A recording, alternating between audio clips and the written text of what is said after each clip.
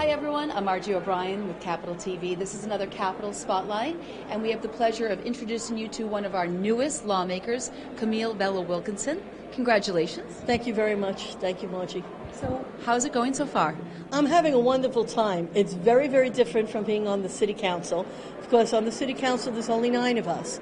So all you have to do is worry about convincing 4 people to see an issue your way, and then it's smooth sailing. So there's a lot more moving parts when you come up here to the State House. Is there a sense of intimidation on the floor because you're a new lawmaker, or is it just maybe a learning curve? No, there's no intimidation. It's a wonderful team environment, quite frankly. The staff is phenomenal. I was just not prepared for the amount of resources that was going to be made available to all of the representatives.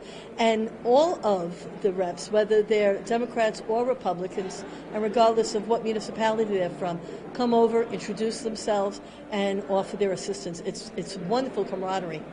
Let me ask you about the campaign. I saw a picture of you wearing boxing gloves. Were they necessary to run the campaign? They were. It was a very tough primary. You know, I had a 24-year incumbent, and a lot of people were accustomed to voting for the previous representative.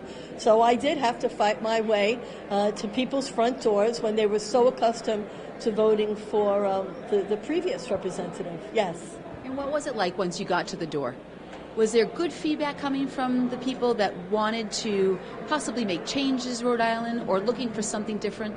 That's an interesting question. What I found was that my biggest battle was to make people understand that they shouldn't fear me being in office because I was a Democrat, that it was not going to be the same thing as before, quite frankly. And I think that most of the Democrats that I spoke to, whether it was on the local municipal level all the way up to representative and the Senate, had that same kind of a challenge.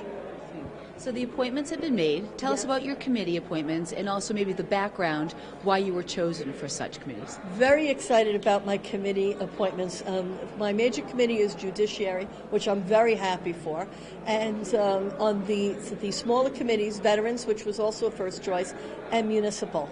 So all 3 of them play to what my particular backgrounds are in. You know, I did attend law school, didn't pass the bar, been on the Commission for Human Rights for 17 years, although I resigned once I won the election and took the oath of office as a representative.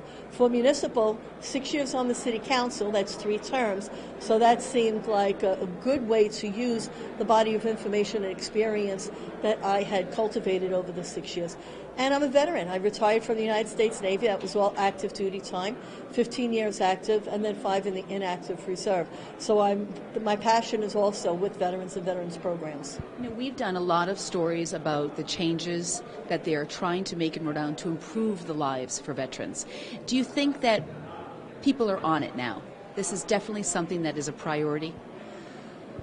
That's an interesting question. I think that while many people are indicating that it's a priority, for me as a veteran who's been doing veteran advocacy for a very long time, it's the action and the resources that really speaks to me as to whether or not there's sincerity there. I think that one of the best things that our governor has done for us as veterans was identifying and hiring Kasim Yarn as the director of Veteran Services. He's wonderful. And I'm not just saying that because he's a Navy officer, by the way, although that doesn't hurt. But it is good to have one person that is now accountable for this. Yes, that is exactly right.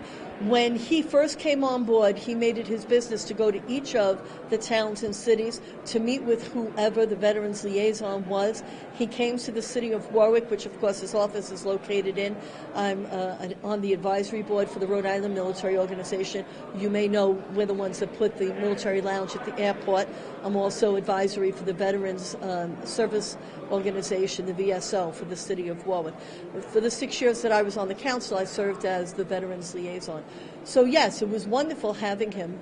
But I will say again that there are many things that we would still like to achieve for veterans that some of our neighboring states have already achieved.